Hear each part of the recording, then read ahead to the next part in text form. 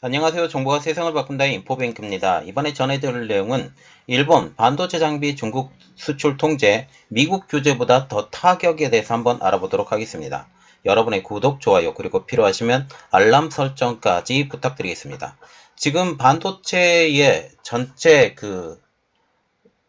구조를 보면 지금 미국이 가장 기술력으로 앞서 있어요. 기술력으로 앞서 있고 반도체 장비 측면에서는 일본이 상당히 굉장히 강국이죠. 그래서 미국이 지난 10월에 반도체 장비의 수출을 통제를 했을 때 일본과 네덜란드가 참여하지 않아서 반쪽짜리 규제다라고 했는데 일본과 네덜란드가 반도체 규제에 동참하기로 하면서 완벽한 반도체 통제가 이루어지게 되는 것입니다.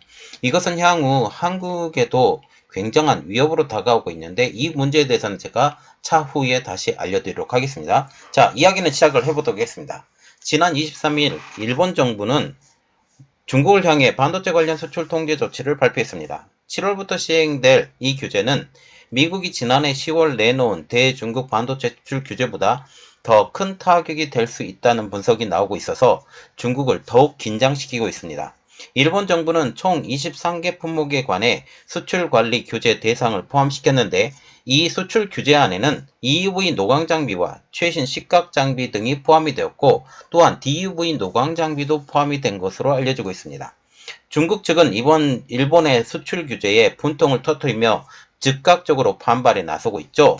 이 때문에 반도체 무역 분쟁이 더욱더 격화될 것으로 전망이 되고 있습니다. 마이크론에 대해서 지금 문제가 생겼는데 이제 일본의 수출 장비 규제 그리고 네덜란드 수출 장비 규제가 곧 발표될 것으로 예상이 되면서 이 반도체 무역 분쟁은 한층 더 가열될 것으로 보이고 있는 것이죠. 그리고 일본 반도체 장비의 중국 수출 규제 의미에 대해서는 제가 따로 알려드리도록 하겠습니다. 그래서 이번에 알아볼 내용은 일본 반도체 장비 중국 수출 통제 미국 규제보다 더 큰 타격입니다. 지난 23일 니온 게이자이 신문은 일본 경제산업상이 반도체 관련 23개 품목을 수출 관리 규제 대상에 추가하는 행정명령을 공포했다 전했습니다. 규제 대상에는 첨단 반도체 생산에 필수적인 EUV 녹광 장비와 3D 낸드 플래시 생산에 사용되고 있는 식각 장비 등이 포함되었습니다. 낸드 플래시 생산에 되고 있는 식각 장비까지 포함이 되었다면 이것은 YMTC를 직격탄으로 날린 것으로 볼 수가 있게 되는 거죠.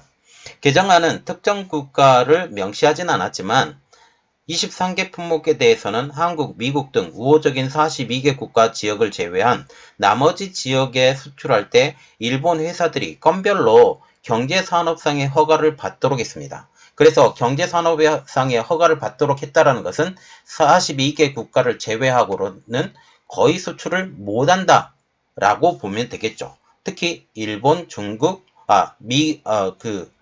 중국, 러시아, 이란, 북한 이렇게 되겠죠. 이 때문에 니케이도 7월 23일부터 시행되는 이 조치가 사실상 중국을 겨냥한 것이라 평가하고 있죠. 이는 일본 정부가 미국의 요청에 의해 대중 반도체 규제에 동참하기로 했기 때문이죠. 그래서 우리가 좀 더 깊이 알아볼 내용은 우려하는 중국 반도체 업계에 대해서 좀 더 깊이 들어가 보도록 하겠습니다. 이번 일본의 조치에 대해서 중국 반도체 업계는 굉장히 우려하고 있습니다. 미국의 조치보다 오히려 중국을 더 괴롭게 하기 때문이죠. 중국 반도체 업계 내부에서도 세부 조항을 분석해 본 결과 일본이 미국보다 한 발 더 나아가 중국 반도체 생산에 치명적인 조치를 내놓은 것으로 보인다라는 반응입니다. 미국의 경우 18나노 디램, 14나노 이하의 시스템 반도체 등 첨단 반도체 수출만 규제하는 데 반해 일본은 45나노급 범용 반도체 제조에 사용되는 노광 장비까지 수출 규제에 포함되었기 때문이죠.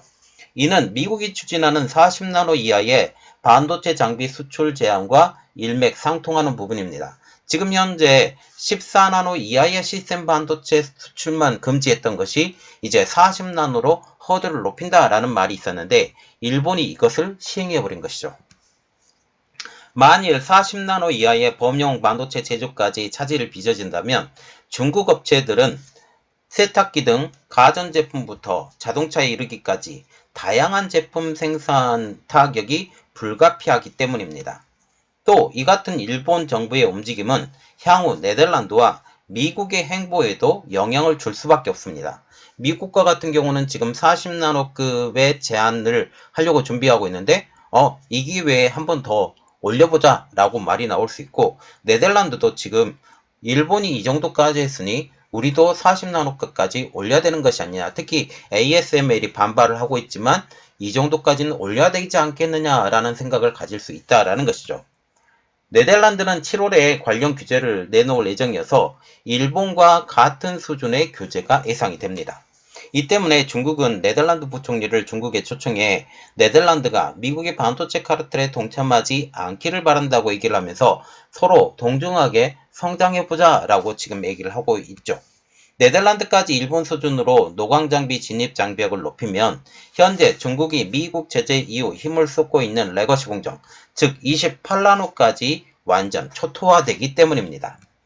자, 그래서 중국은 당연히 반발하겠죠. 이 반발하는 내용을 한번 알아보도록 하겠습니다. 중국은 이번 일본 수출 규제에 격하게 반발하고 있습니다.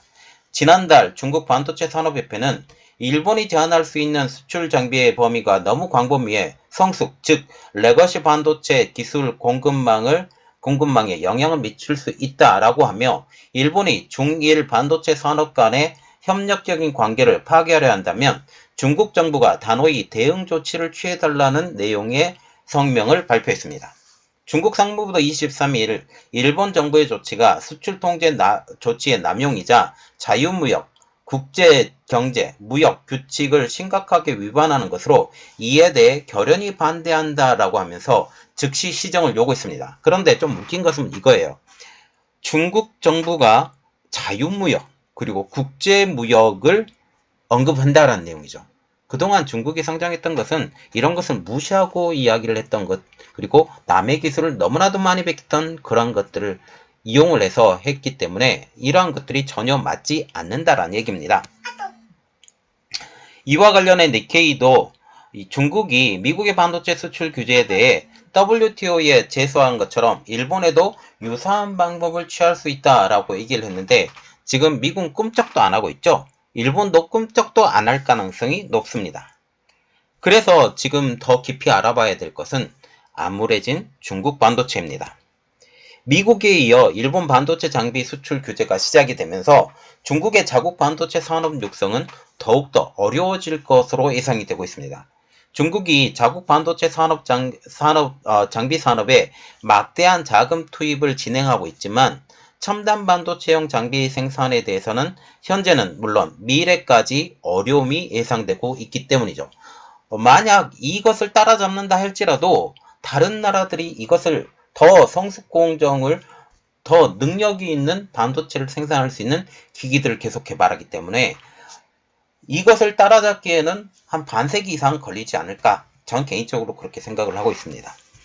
일본에는 글로벌 반도체 장비사인 도쿄 일렉트론, 반도체 테스트 생산을 하는 어드밴테스트, 노광 장비 기업인 니콘, 캐논 등이 있습니다. 캐논과 같은 경우는 캐논 독일 통해서 지금 DUV 노광 장비, 니콘도 DUV 노광 장비를 팔고 있지만 이 DUV 노광 장비가 완전히 이번에 45나노까지 올라가기 때문에 통제될 가능성이 높다라고 보고 있는 것이죠. 이런 일본 장비가 중국에 들어가지 못하게 되면서 중국은 반도체 산업이 더욱더 암울해질 것으로 보입니다. 업계 관계자도 반도체 산업은 철저하게 국제적으로 분업화된 산업이라고 하면서 중국이 막대한 금액을 투자하더라도 반도체 장비 국산화에는 한계가 있을 수밖에 없다라고 설명을 했습니다. 자, 이것이 무엇이냐? 반도체 장비를 개발을 했어요. 반도체 장비를 몇 나노급으로 개발을 했다 할지라도 테스트를 계속해야 됩니다. 테스트를 계속하기 위해서는 파운드리들이 필요한데 선진화된 기술을 가지고 있는 파운드리에서 이것을 오케이 해야 돼요. 그런데 삼성전자나 TSMC 그리고 UMC, VIC, 글로벌 파운드리 이러한 기업에서 이러한 장비를 써줄 리가 만무하다라는 거죠. 이제부터.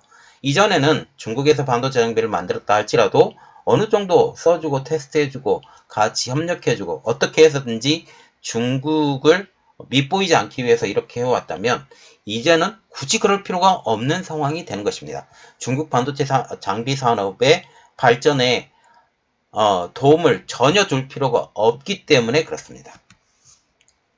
그리고 네 번째로 보는 것은 한국 반도체에 러블콜을 보내는 일본입니다. 일본은 중국과는 대립각을 세우면서도 한국 반도체 업계는 러브콜을 보내고 있습니다. 지난 22일 일본의 니시무라 야스토시 경제산업상은 국내 매체와의 인터뷰에서 삼성전자의 일본 거점 신설 검토 발표를 환영한다 라고 하면서 한일 기업이 서로 투자를 확대해 윈윈할 수 있도록 일본 정부가 지원하겠다라고 밝혔습니다.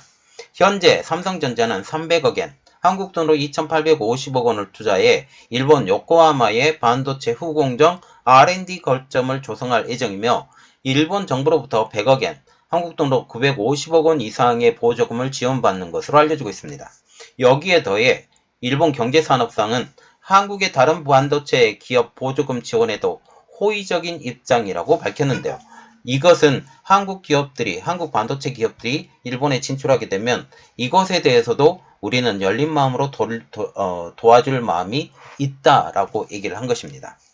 니시무라 경제산업상은 아직 구체적인 제안을 받지는 못했지만 일본과 관계를 어떻게 강화할 수 있을지 전체적인 맥락에서 판단하겠다라고 말을 했습니다.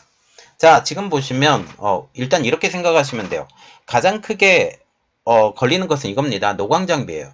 노광장비에서 지금 니콘과 캐논, 제가 계속적으로 얘기를 했었던 건 이겁니다. 니콘과 캐논의 노광장비, DUV 노광장비까지 제한할 가능성이 높다. 이는 결국 지금 레거시 공정으로 불리고 있는 지금 38나노? 아니 26나노급? 이 정도에 많이 투입을 하고 있는 이 중국 입장으로서는 미국의 반도체 장비 제재 이후 투자하고 있는 상황에서는 완전히 폭삭 망한 것이죠. 그리고 만약 네덜란드에서도 이러한 비슷한 수준의 노광 장비까지 들어가지 못하게 되면 이제 공급받을 데가 전혀 없다라고 보시면 됩니다. 이 때문에 중국 반도체 산업은 이제 레거시 공정 지금 40나노급 이상으로 밀려나갈 수밖에 없기 때문에 이는 장기적으로 보면 실리콘 카바이드나 지라갈륨 반도체에서도 상당히 문제를 일으킬 수 있다. 전력 반도체도 문제를 일으킬 수 있다는 점까지 우리가 생각해 보면 되겠습니다. 이번 내용은 여기까지 하겠습니다. 저희 내용이 여러분들에게 도움이 됐다고 생각을 하시면 구독, 좋아요, 그리고 필요하시면 알람 설정까지 부탁드리겠습니다. 감사합니다.